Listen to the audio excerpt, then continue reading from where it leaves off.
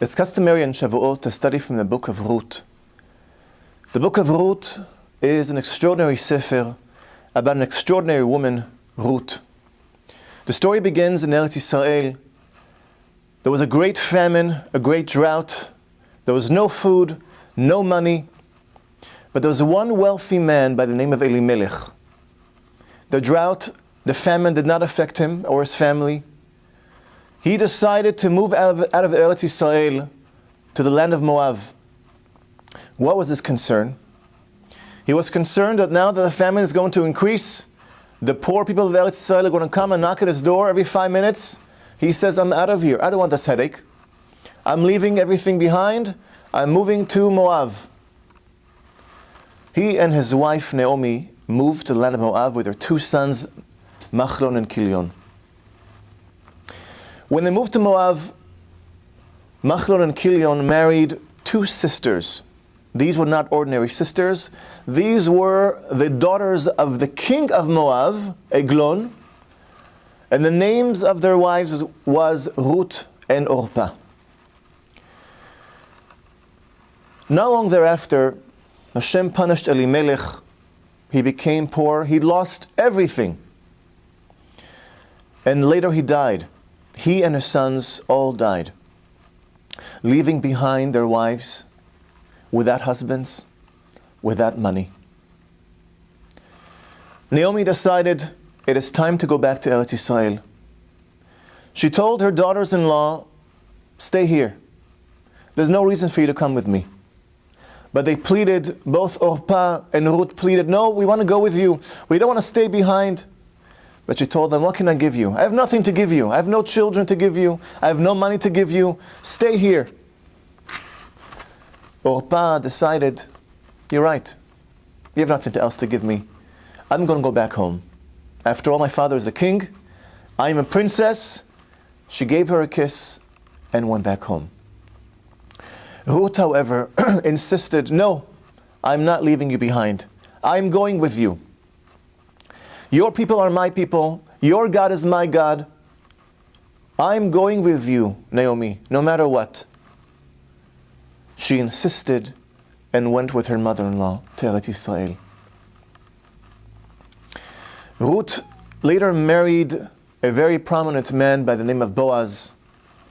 They had a child called Oved. Oved had a child called Ishai, and Ishai had a child called David. That means Ruth was the great-grandmother of David HaMelech. Orpah, on the other hand, her sister, who remained of Moab, she has 4 giants as children. Among them is Goliath. The story of Ruth teaches us the importance of making the right decisions. Very often the right decisions are not the easy decisions. Very often the right decisions are the more difficult decisions, are the more difficult tasks. They are the right decisions, not the ones that are easy to accomplish.